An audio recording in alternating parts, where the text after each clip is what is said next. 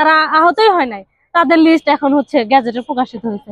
আর আমরা এখন দাঁড়ে দাঁড়ে ঘুরতেছি। আসসালামু আলাইকুম, আমি হাসনা হেনা।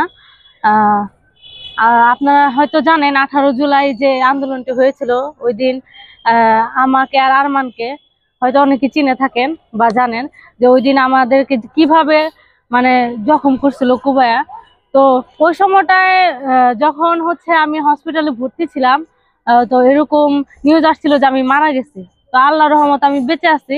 যাই হোক, এখন যা ঘটনা ঘটতেছে তো এটা বলার ভাষা নাই। সে যেভাবে আমাকে আরমানকে কুবাইছিল, তো ওই ঘটনাটা সবাই জানেন। তো এখন হচ্ছে গিয়ে যে কিছুদিন ধরে যে আমাদের যারা আহত যোদ্ধা তাদের হচ্ছে গ্যাজেট প্রকাশিত হয়েছে। তো সেটা হচ্ছে মানে ভুয়া, কি মানে ভুয়া, যারা নাকি আহত হয় না তাদের নামও ঢুকাই দেওয়া হয়েছে। এখন আমাদের নামই নাই। এক হচ্ছে যে ওর নাম আছে বা আমার নাম নাই, বা আমার নাম আছে ওর নাম, যে ভুল ক্রমে হইতে পারে। আমাদের দুইজনের নামই নাই, কারণ হচ্ছে আমাদের দুইজনকে সবাই চেনে, সবাই জানে। এটা তো লজ্জাজনক ব্যাপার, এটা আমরা কাউকে বলতে পারতেছি না যে আমাদের নাম গ্যাজেটে নাই। তাহলে আমরা এতদিন কি করছি, আমরা কিসের জন্য কি করলাম? আমরা তো চাই না যে গ্যাজেট প্রকাশিত হোক বা টাকা পাই, এরকম কোনো কিছু না।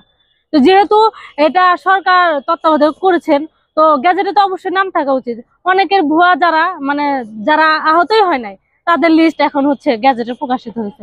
আর আমরা এখন দাঁড়ে দাঁড়ে ঘুরতেছি কেন? এটা কোন ধরনের বিষয়? যেমন 1971 সালে ভুয়া মুক্তিযুদ্ধ বের হয়েছিল, তেমন 24-এ গণঅভ্যুত্থানে সে একই কাজ কাজ চলতেছে, আমাদের নামে কোনো গ্যাজেটই হয় না।